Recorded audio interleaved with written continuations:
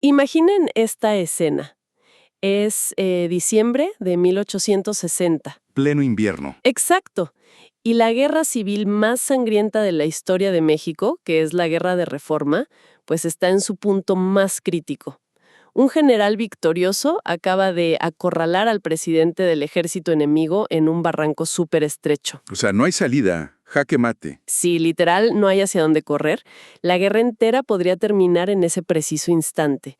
Pero en lugar de capturarlo o de dar la orden de fuego, este general le dice a sus hombres que disparen hacia el lado opuesto. ¡Wow! Levanta una nube de polvo inmensa con los disparos y deja que el presidente enemigo simplemente escape caminando. Es de locos. Es una locura, digo. ¿Por qué alguien cometería un acto de traición táctica tan gigantesco? Bueno, pues resulta que ese presidente enemigo era su mejor amigo. Fíjate que es una imagen que rompe por completo con la idea tradicional que tenemos de la guerra. ¡Claro! Siempre asumimos que en el campo de batalla, pues las líneas divisorias son impecables, ¿no? De un lado están los aliados y del otro el enemigo absoluto. Blanco y negro. Exacto. Pero cuando empezamos a revisar las fuentes primarias de esta época, los diarios, las cartas, pues esos límites simplemente desaparecen. Y justo hacia allá vamos hoy. Bienvenidos a este análisis a fondo de nuestros documentos. Hoy tenemos una pila de diarios íntimos, mapas polvorientos y cartas del siglo XIX. Una mina de oro histórica. Totalmente. Y la misión de hoy es sumergirnos en esto para entender cómo dos cadetes brillantes que de verdad se consideraban hermanos terminaron liderando los bandos opuestos en la Guerra de Reforma. Por un lado tenemos a Leandro Valle. Ajá, del bando liberal. Y por el otro, a Miguel Miramón, del bando conservador. Y creo que antes de entrar de lleno, vale mucho la pena hacer una aclaración fundamental para quienes nos escuchan. Sí, por favor. Cuando hablamos de liberales y conservadores en el México de 1850, pues no estamos hablando de la política moderna que vemos en las noticias hoy en día. Nada que ver. Para nada. Estamos hablando de una lucha frontal por definir el alma misma de una nación que, digamos, acababa de nacer. Completamente de acuerdo. Y por eso mismo, al explorar estos documentos que tienen una carga política e ideológica intensísima, vamos a mantener una postura estrictamente neutral. Es lo más sano. ¿Sí? Nuestra labor aquí no es decidir si la causa liberal o la conservadora tenían la razón. A ver, los conservadores buscaban mantener un orden de estilo europeo, con una fuerte influencia de la Iglesia y un ejército centralizado para evitar el caos. Y los liberales querían exactamente lo contrario. Exacto. Querían quitarle ese poder a la Iglesia, descentralizar y crear una república moderna. Era un barril de pólvora, básicamente. Y nosotros solo vamos a relatarnos hechos y las perspectivas tal como aparecen en las fuentes originales, sin tomar partido. Así es. Bien, vamos a desempacar todo esto. La gran pregunta que va a guiar esta conversación es, ¿cómo es que una formación militar compartida, tan íntima, chocó de frente con sus convicciones políticas? Es la paradoja central de toda su historia. Sí, y para entender ese nivel de conflicto, pues tenemos que retroceder al lugar donde comenzó todo, al colegio militar. El lugar donde forjaron prácticamente su identidad entera. Leandro Valle ingresó al colegio siendo apenas un niño de 11 años. Esto fue en 1844.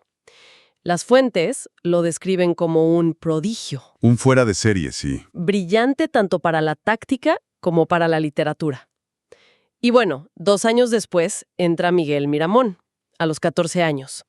Al ser casi de la misma edad, conectaron de inmediato.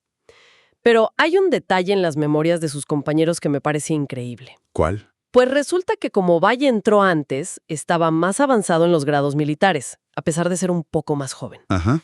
Así que cuando Miramón se cruzaba con él en los pasillos, se cuadraba con absoluta firmeza y lo saludaba diciendo, «Mi general». Y Valle le respondía el saludo diciéndole, «Su Alteza». Exacto. Mitad en broma, mitad en serio.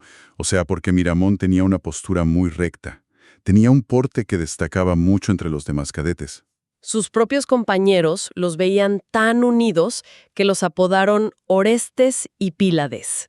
Por los amigos inseparables de la mitología griega, claro. Sí, de hecho el propio Leandro Valle escribía en sus notas que Miramón era su otro yo.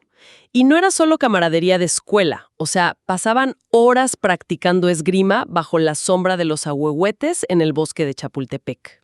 Y lo fascinante aquí es cómo esa práctica física empezó a moldear su código ético. ¿En qué sentido? Pues en esos duelos con Florete, las fuentes relatan que ambos eran feroces. Miramón presentaba una resistencia brutal, pero al mismo tiempo los instructores notaban que Valle, incluso teniendo la oportunidad clara, detenía el golpe antes de tocarlo. Ah, no quería lastimarlo. Para nada.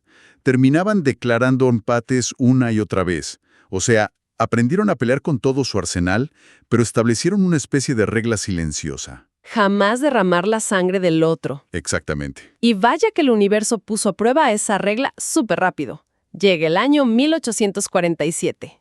La invasión estadounidense a México. Un momento crítico. Las tropas extranjeras están a punto de atacar el castillo de Chapultepec, que en ese entonces era la sede del colegio militar. El padre de Leandro Valle, pues viendo que la masacre es inminente, pide una licencia para sacar a su hijo de ahí. Usa una excusa familiar, ¿no? Sí, dice que la hermana de Leandro estaba gravemente enferma.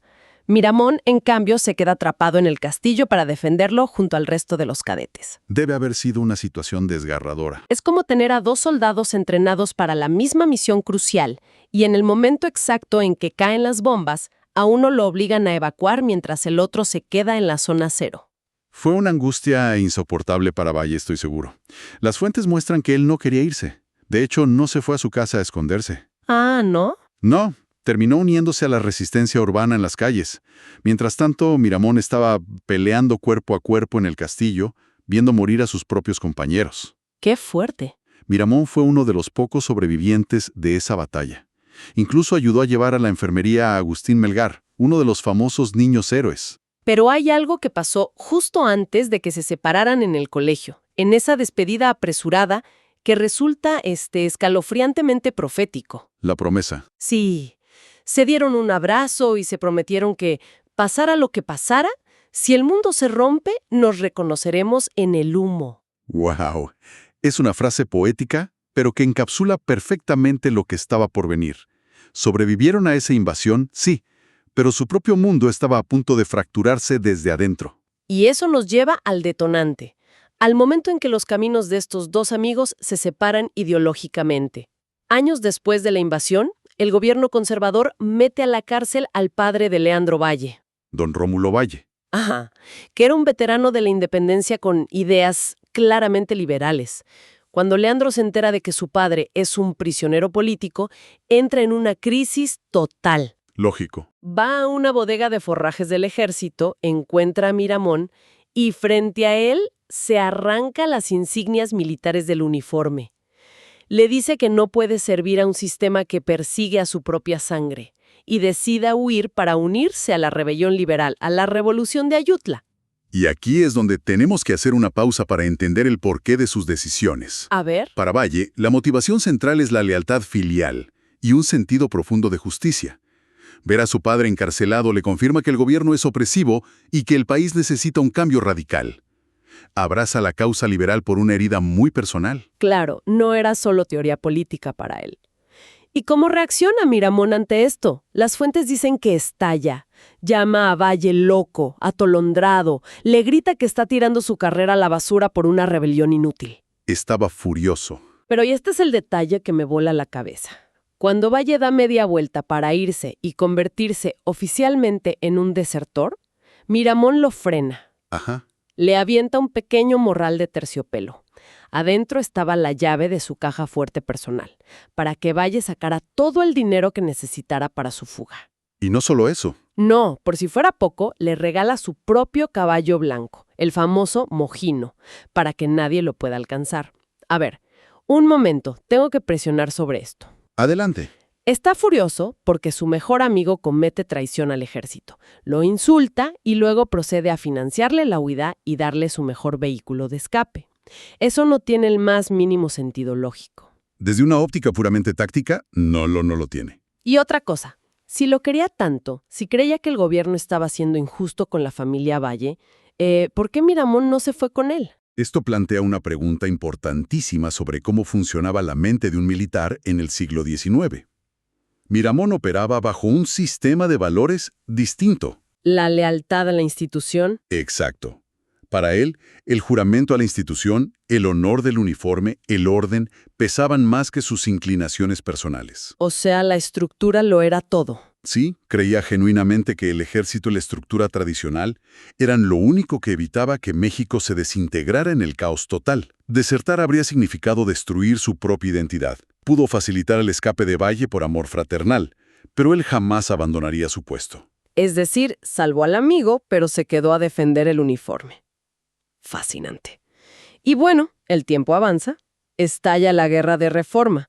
Aquellos dos cadetes que jugaban con espadas de madera en el bosque, ahora son generales liderando ejércitos reales. Ejércitos enormes además. Valle, un estratega brillante del lado liberal, y Miramont ascendiendo tan rápido que se convierta en presidente interino por el bando conservador, siendo jovencísimo. Pero lo increíble es que, incluso con miles de vidas dependiendo de ellos, seguían intentando salvar su vínculo personal en secreto. Como en ese encuentro clandestino que está documentado. Ya en plena guerra civil, se reúnen a comer en un café llamado La Estrella en la Ciudad de México. En pleno territorio enemigo, básicamente. Sí, se sientan en una mesa, rodeados del peligro de ser descubiertos por espías, e intentan convencerse mutuamente de cambiar de bando. Intentan que el otro vea la razón. Y obviamente ninguno cede. Obviamente no. Las posturas ideológicas ya eran muros de concreto. Pero antes de irse, Valle saca una fotografía suya, toma una pluma y se la entrega a Miramón. La dedicatoria decía simplemente, para mi hermano. Si conectamos esto con el panorama general de la guerra, es una locura. Estaban dirigiendo maquinarias diseñadas para aniquilarse mutuamente. Y sin embargo, en secreto, mantenían códigos de comunicación. Ah, como los mensajes en las pencas de maguey. Cuando leí eso en los diarios casi no lo creía. Sí, es totalmente cierto. Imagina a los exploradores militares de la época buscando rastros del enemigo. Valle y Miramón utilizaban un sistema cifrado brutalmente rústico pero efectivo. A ver, cuéntanos. Escribían mensajes en clave y los dejaban clavados con espinas en las hojas duras de los magueyes, o los escondían entre la corteza de árboles específicos en los caminos. Se avisaban sobre movimientos de tropas o emboscadas. ¡Wow! Y esto no se quedaba en simples cartas, llevaban esa protección al campo de batalla real. Es casi como dos grandes maestros de ajedrez rivales que conocen tan perfectamente los movimientos del otro que cuando se enfrentan juegan deliberadamente al empate. Mueven las piezas para no lastimarse. Exacto, manteniendo la partida viva para que ninguno tenga que perder. Por ejemplo, en la toma de Puebla, Leandro Valle capturó la ciudad. Sabía por sus informantes que Miramón estaba escondido en una de las casas. ¿Y qué hizo? Retrasó las redadas de búsqueda durante todo un día, dándole a Miramón una ventana de 24 horas para que lograra escapar disfrazado. Y Miramón le devolvió el favor después. En Sayula. Exacto, en la zona de Sayula. El ejército conservador tenía acorraladas a las tropas liberales.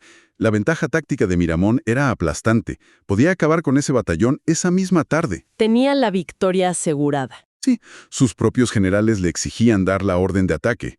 Pero Miramón se había enterado de que Leandro Valle estaba dentro de la ciudad sitiada y que además estaba herido. No me digas que canceló el ataque. En contra de toda lógica militar y arriesgándose a un motín de sus oficiales, Miramón ordenó la retirada inmediata, diciendo que atacar a un enemigo en esas condiciones no sería honorable. Lo cual nos lleva a pensar hasta dónde llegaba esa confianza, porque hay un testimonio de la esposa de Miramón, Concepción Lombardo. Ajá, en sus memorias. Miramón habló con ella en privado, sabiendo que la guerra se estaba volviendo insostenible. Le dio una instrucción muy clara. Si a él lo mataban en batalla y ella y sus hijos quedaban en peligro por las represalias, debía buscar inmediatamente a Leandro Valle. Imagínate eso. Le aseguró que Valle la protegería con su vida, describiéndolo como el más amado de sus enemigos. Le estaba confiando el bienestar de su propia familia al hombre cuyo ejército estaba intentando derrocarlo. Eso rebasa cualquier análisis estratégico. O sea, estaban operando bajo una capa de lealtad humana que la guerra simplemente no podía tocar. Pero la guerra por su propia inercia, pues no permite empates eternos. Tarde o temprano las matemáticas del conflicto los iban a alcanzar. Exacto. Estos dos estrategas iban a terminar encontrándose en la misma coordenada geográfica. Y aquí es donde la cosa se pone realmente interesante. Llegamos al 22 de diciembre de 1860, la batalla de Calpulalpan. El enfrentamiento que definiría de una vez por todas el rumbo del país. Las tropas liberales, comandadas por el general Jesús González Ortega, eran unos 11,000 hombres. Y el ejército conservador, liderado por Miramón, tenía 8,000, pero contaban con una artillería muy superior. Era una batalla de aniquilación total. En la tienda de mando liberal, antes de que suene el primer cañonazo, González Ortega está repartiendo las posiciones tácticas. Y Leandro Valle exige comandar el flanco izquierdo de la vanguardia. Lo cual era suicida, casi. Sí, sus compañeros generales lo miran extrañados y tratan de disuadirlo. Ellos habían visto los mapas de inteligencia. Sabían perfectamente que el flanco izquierdo liberal chocaría de frente con el cuerpo principal donde estaría montado Miguel Miramón. El choque directo. Le ofrecen a Valle irse a la retaguardia o al flanco derecho para que no tenga que enfrentarse directamente con su amigo. Y Valle se niega rotundamente. Pero hay que entender el porqué de esta decisión y el riesgo tan inmenso que implicaba. Valle no quería el flanco izquierdo para colgarse la medalla de derrotar al líder conservador. ¿Entonces por qué? Quería ese puesto porque sabía que, si cualquier otro general liberal tomaba esa posición, iban a disparar a matar contra Miramón. Valle prefería asumir el mando para tener el control total del fuego. Claro, para protegerlo él mismo. Sí, sabía que al hacerlo estaba jugando con fuego. Si sus superiores se daban cuenta de que tenía clemencia con el enemigo, Valle sería pasado por las armas por alta traición. Iba a ser fusilado por sus propios hombres. ¡Qué fuerte! Pero asume el heroísmo. Empieza la batalla. Pólvora, gritos, caos total. Eventualmente los números liberales se imponen y la línea conservadora se quiebra. Miramón, viendo que todo está perdido, junta a los pocos hombres que le quedan e intenta escapar por un sendero muy estrecho. Una especie de barranco flanqueado por colinas. Justo el punto de escape que Valle había anticipado. Valle había movido su columna precisamente para bloquear ese cuello de botella. Era el tapón perfecto. Y entonces ocurre el clímax visual de todos estos diarios que revisamos. El humo de la pólvora se asienta un poco, Miramón cabalga por el sendero y de repente, frente a él, bloqueando toda la salida, está la caballería liberal comandada por Leandro Valle. No hay hacia dónde correr. Cumpliendo aquella vieja promesa del colegio militar, se habían reconocido en el humo. Tácticamente, era el jaque mate definitivo.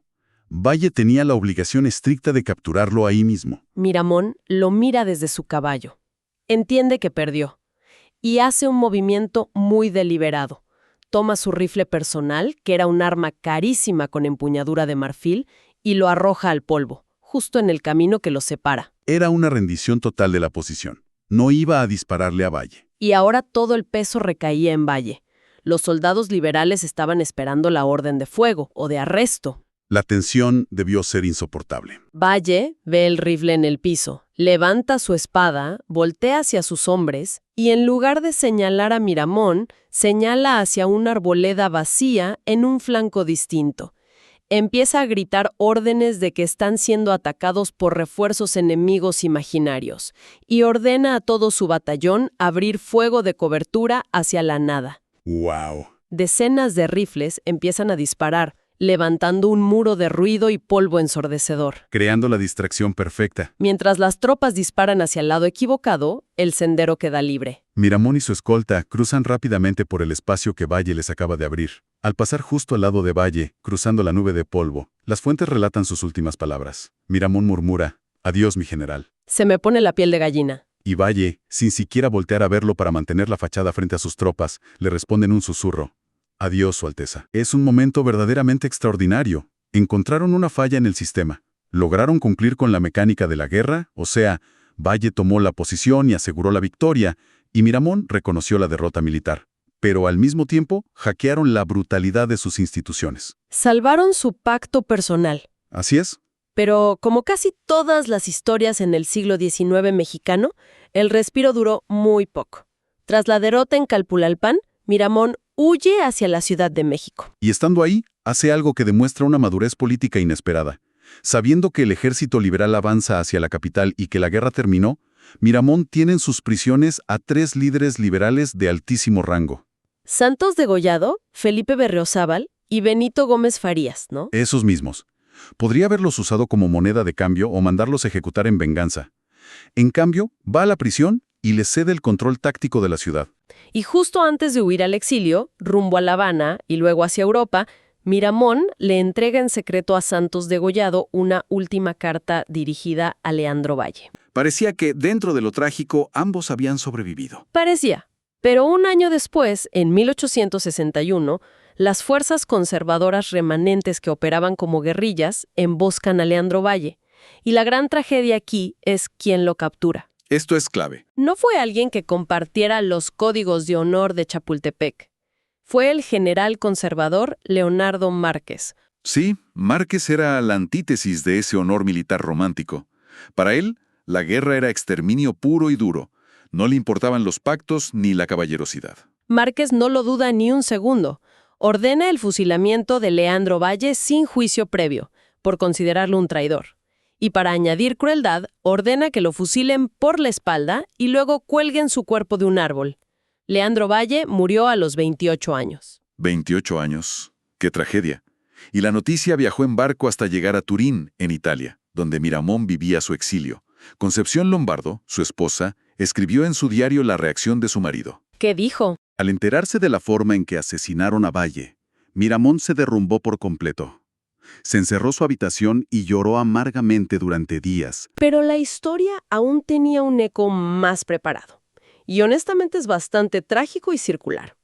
6 años después de enterarse de esa noticia, Miramón regresa a México para pelear en la intervención francesa. Defendiendo el Segundo Imperio. Sí, su ejército es derrotado, es capturado y en 1867 es llevado al Cerro de las Campanas. Muere frente a un pelotón de fusilamiento liberal junto al emperador Maximiliano. Tenía apenas 35 años. Los dos prodigios, los inseparables Orestes y Pílades, devorados finalmente por la misma maquinaria bélica de la nación que ambos, desde trincheras opuestas, querían salvar. Entonces, ¿qué significa todo esto en realidad? Al repasar estas estrategias en las nopaleras, las mesas de café clandestinas y el humo de Calpulalpan, me queda clarísimo algo. Nos han enseñado que las instituciones, ya sea la política, el ejército o el gobierno, están diseñadas para reescribir nuestra moralidad personal, que el uniforme borra al individuo. Sí, esa es la narrativa oficial. Pero Valle y Miramón nos demostraron lo contrario. No solo sobrevivieron al sistema, o sea, lo hackearon por años. Usaron la misma brillante táctica que les enseñó el ejército para subvertir activamente el objetivo militar de destruirse al uno al otro. Y eso nos deja una idea sumamente provocadora, especialmente para quienes nos escuchan hoy. Vivimos en un entorno donde es increíblemente fácil polarizarnos, donde las ideologías nos empujan constantemente a deshumanizar al que piensa distinto, a reducirlo a una simple etiqueta de el enemigo. Totalmente.